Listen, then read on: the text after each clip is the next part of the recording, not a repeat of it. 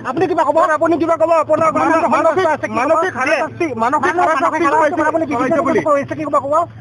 হাৰাশাস্তি চলাইছে বুলি এটা অভিযোগ উঠিছে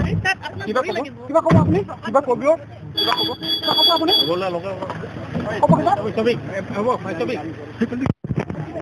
কৰা হ'ল কিমান হয় দুজনক এৰেষ্ট কৰা হ'ল আচ্ছা তেওঁলোকৰ বিৰুদ্ধে মানসিক হাৰাশাস্তিৰ এটা অভিযোগ উঠিছিল ইনভেষ্টিগেশ্যন চলি আছে মই কোৰ্টত যাব লাগিব